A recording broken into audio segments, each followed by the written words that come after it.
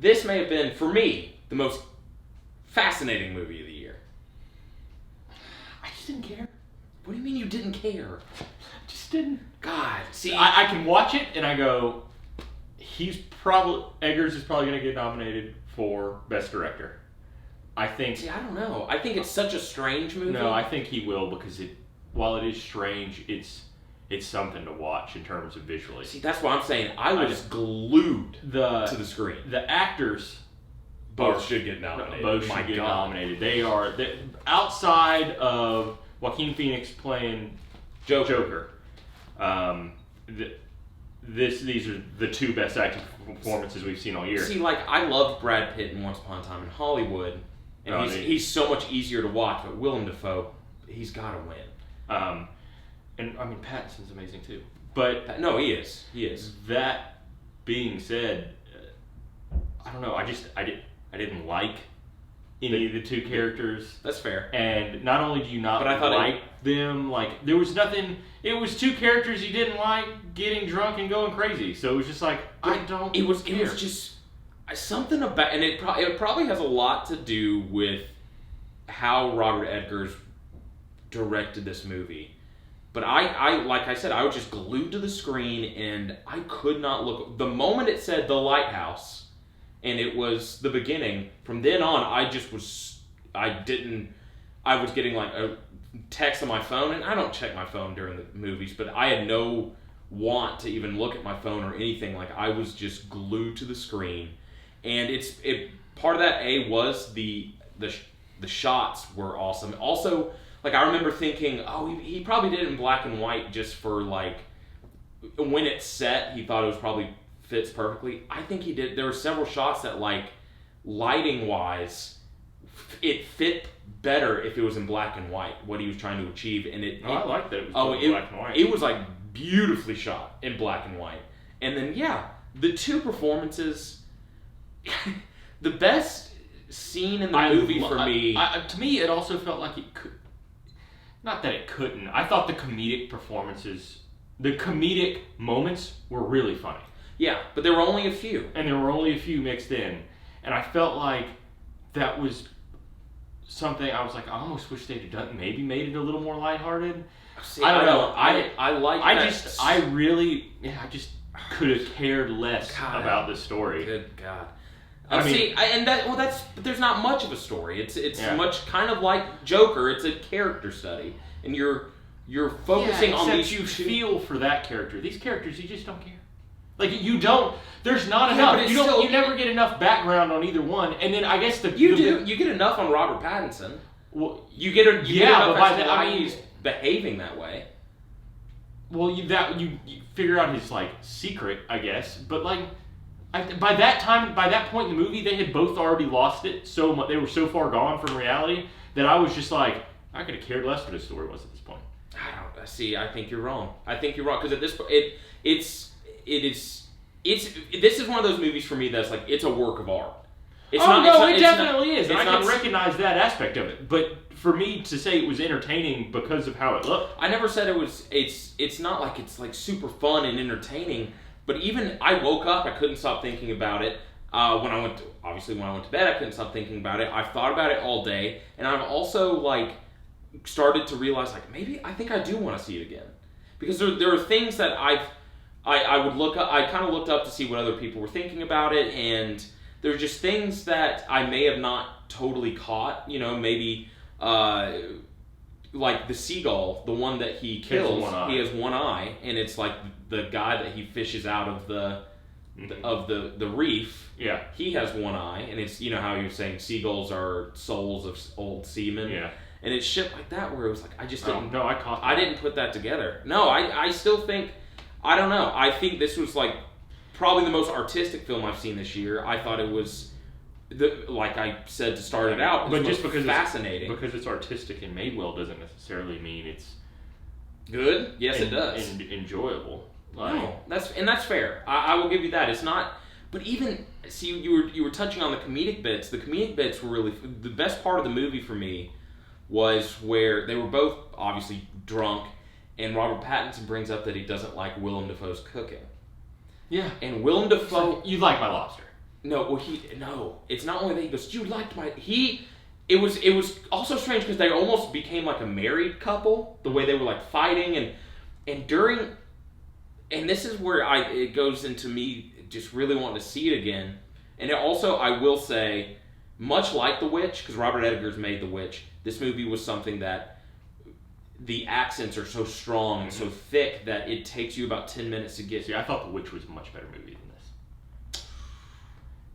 I thought the performances were better in this, obviously. I think this was a better made movie than I might agree with but that. I do like the story of The Witch better. I will say that. And, yeah. Anyway, the accents are hard to, kind of understand, but you get used to it, and I would like to see it, when I watch it again, I would like to see it with closed captioning, because I want to make sure I get every bit of information. Like I said, with The Witch. Yes, but in that scene where he goes into that monologue, he basically puts like a Neptune's curse on Robert Pattinson, and it's like a 2-minute, 3-minute monologue where he's just... Oh, it's incredible. It's incredible. And the curse is eventually what happens. Well, is it, though? I mean, you could say it is, but it's also like... he gives that monologue, he's cursing him, and then Robert Pattinson's like, fine, have it your way. I liked your cooking. It's just like really funny that it's basically... it was hilarious to me that's... He didn't know how to respond. He's like, okay, all right, fine. Have it your way. But something else I wanted to bring up, like I was reading into, should we give spoilers? If you're definitely going to watch this movie, maybe pause it because we're about to give spoilers. How Robert Pattinson is shown at the end died. How he died. He's being eaten alive by birds. His intestines have been ripped out. And... Hey. Showing right before that, hey, Bailey. Right before that, is that scene where he goes up to the lighthouse and the light opens for him. And there's all this, that was kind of it was a strange sensation that went over my body where I was like creeped out. I was very unsettled, where everything became like distorted, the sound did. Yeah. And it was just, I didn't... His screams mixed with the horn. Yeah. The horn. And the death is basically like the death of Prometheus. Prometheus went up and stole God's light, and tried to steal God's light, and he was punished by having his intestines ripped out by a bird for eternity. And that's what seems to happen to Robert Pattinson. Like it's... Yeah, there's things like that where I would like to almost read into... almost... Maybe read like a bunch of interviews with Robert Eggars or something, because there's a ton of like things that may have just gone over my head that I'm worried about. That maybe they didn't, maybe they did, It's just a movie that I couldn't stop thinking about, like the scene where it was clearly kind of a dream sequence, where Robert Pattinson went up to the lighthouse to turn over Willem Dafoe, and he turned over himself, who was Robert Pattinson, and then he turns around, and Willem Dafoe's like naked with light coming from his eyes and mouth. Yeah. And that was like a really cool looking scene, but you're like, what exactly does that mean? I don't know. Like I said, I can agree with you there. It's not the most enjoyable movie, but for me, it's the most fascinating movie so far this year. Because it's definitely fascinating, and there's definitely stuff, like you said, there's stuff that you're going to be able to read into and be like, oh, this means this means this. But it just wasn't enjoyable for you. Again, I don't know how else to describe it except what I keep saying. It's just like, I didn't care. That's fair. And you're entitled. I didn't grow attached enough to the characters to care about what took place. It got to a certain point, and I was like, I just want somebody to die. I just wanted it to. Well, end. And I think part of that is because the movie is a slow burn, and it's building. Well, and it keeps building, and then it was like how it ended to me wasn't. It didn't pay off. Yeah, there was no. Yeah. I don't know. I think I loved the journey so much that it got to a point where I didn't care. Because to me, the journey was just... The journey to me wasn't. It was a slow burn. It was that slow, nothing kind of descent into mad. They were both going crazy, even though Willem Dafoe was almost already there. I kind of took it like that. But it was cool because Robert Pattinson slowly was becoming Willem Dafoe. Like at the end, where the scene where he's burying him. Yeah. And Willem Dafoe's giving like a 2-minute monologue, and dirt's like getting in his mouth, and he's still talking. But the way Robert Pattinson is talking and some of his language, the way he's saying lad and he's saying dog, he's saying it just like Willem Dafoe, which is like, is this like a story of like a lighthouse keeper that keeps, like they almost just keep switching places? Yeah, it's a possibility. Yeah. I thought about that too, which was interesting because you don't know until I started thinking about it. Like there was a part of the movie where, because he was like towards the end, he's like, "You did it. You killed the last." I found his head in the crab trap. But you sit there and go, the head wouldn't have wound up in the crab trap.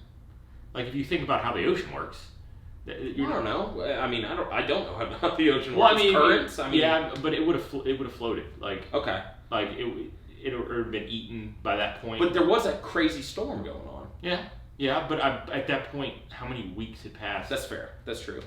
That's also something about this movie that I do like. It has that cabin fever effect where, and it may have gone into you not enjoying it as much, is where it does, even for an hour and 50-minute movie, it feels long. Oh, it does. And it's because it feels long. It's because I think it's supposed to have that feeling of like, how long have they been on this island? Oh, and it gives you that feeling because you have, as the viewer, they have no idea how long they've been there, and as the viewer, you really don't. Yeah. I mean, it could have been. I kept thinking you were going to get to the end, and then eventually a ship was going to show up, and that was going to be their 4 weeks. And they had just completely lost I did too. track. I thought at some point that may have happened. That would happen, but that they had just completely lost track of time, or it would have ended with the boat coming up and like Robert Pattinson was being eaten, and it was like 4 weeks or like it's only been 4 weeks and they lost her. I mean, they were drinking kerosene by the end. Yeah, which was nuts. That right there was where it was already crazy, but that was where it was like they've really gone off the rails. Mm-hmm. Still, it's something I do want to see again. It's not a movie for everyone. Like it's obviously. I could understand. Don't take your kids to go see it. But no. I mean, even for like adults, like I could see plenty of adults saying they don't really care for it. I mean, yeah. I mean, you got the scene with you got the mermaid scene where the mermaid. Oh yeah, like a vagina, giant vagina on her front. On her, but it's see that, but that's where it's like it goes into him like going. Robert Pattinson's like he's masturbating. He's beating it constantly. Yeah. Well, as he's starting to lose it, it's more, but you first see Willem Dafoe, like having sex with his mattress, kind of. Yes, but that was like the first 10 minutes, and that kind of sets up like, I guess this is the type of movie it's gonna be. I also kept thinking I thought it was gonna go in the direction of having like a gay plot. Mm-hmm. And do you remember there's that point they're dancing? Yeah. And it kind of I think Robert Eggars did it this way. Was that they're dancing and they're slow dancing. They're both super drunk. They're like slow dancing, and then Robert Pattinson puts his head next to Willem Dafoe's, and then Robert Pattinson pushes him, and then starts wanting to fight, and they just start fighting, and it's just like really, really kind of just strange. But it was, again, I did enjoy this movie. It's one that I keep thinking about. It's not like my favorite of the year, but it's one that I think it's probably maybe the best made movie of the year. You said that for Joker. I feel this way about The Witch. I don't know. To me, I still think the Joker's the best thing we've seen all year. This is probably... I will agree with you in terms of best made movie. Like, I mean, everything... The production design... It's much like The Witch, where after like 10 minutes, you're like... You feel like you are in the late 1800s with these two guys that are working on a lighthouse. Mm-hmm. And the way they talk. What do you give this movie? Sorry. It's... I'd probably give this an A-. And I will...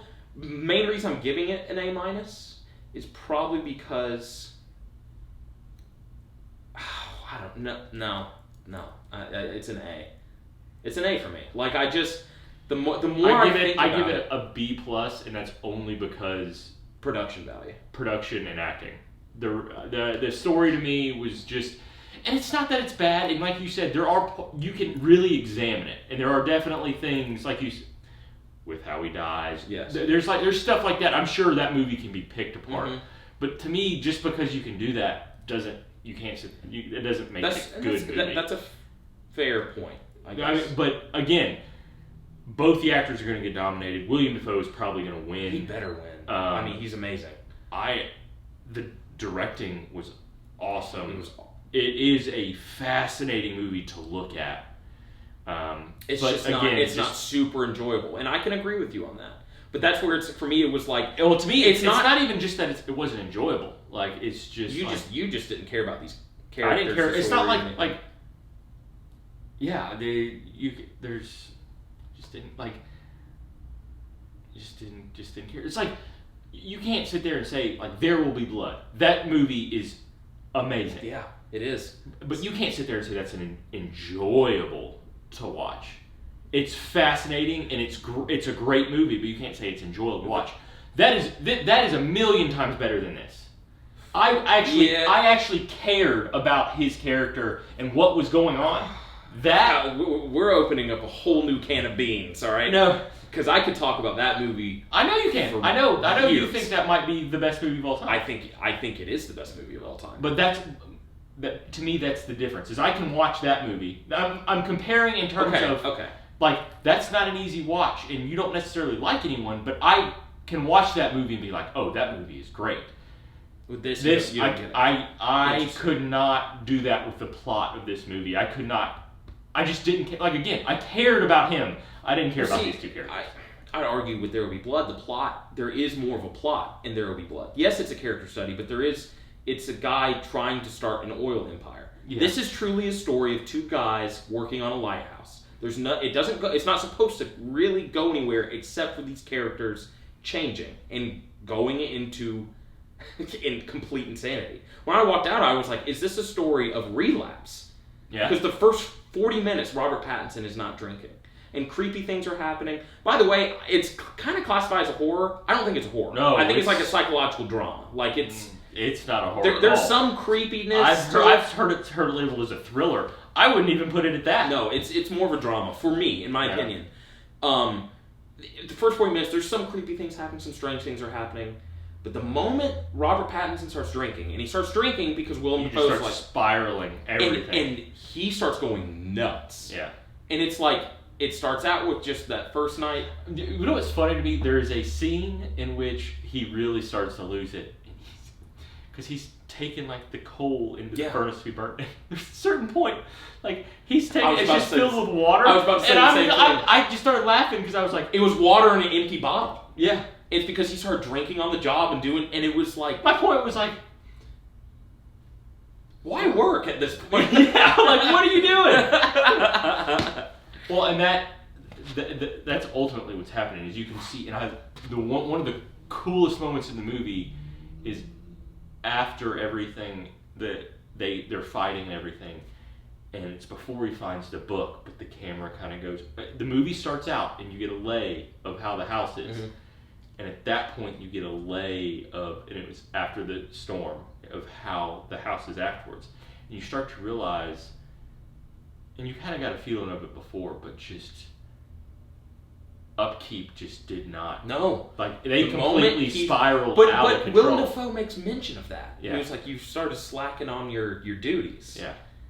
But you're right. But now, you notice it earlier on, where they're having... To be fair...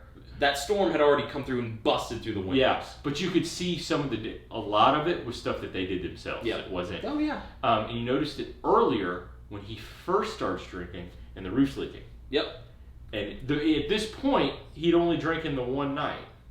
And it was just slowly that place became destroyed because of their addiction. Again, there's some cool aspects in the way the story's set up, but it just didn't keep me enthralled like I wanted to. Like, again, that wasn't a knock on There Will Be Blood. That movie is enthralling. Yeah. But my point is, you could make the argument that it's not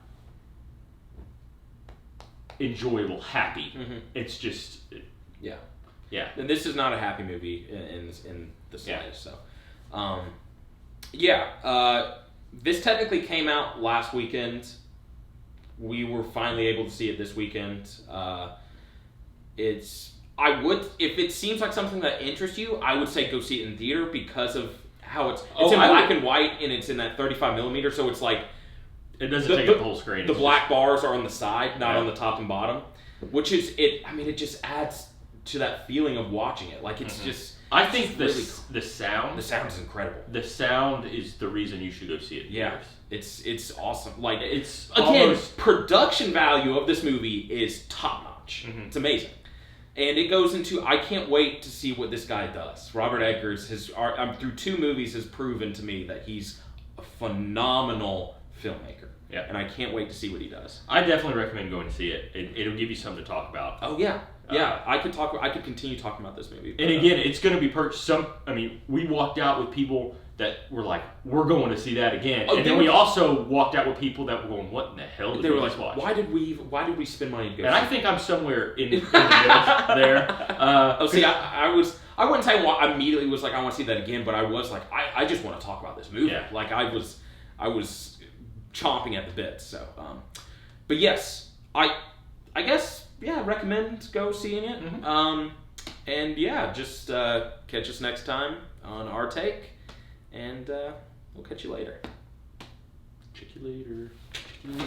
Why'd you spill your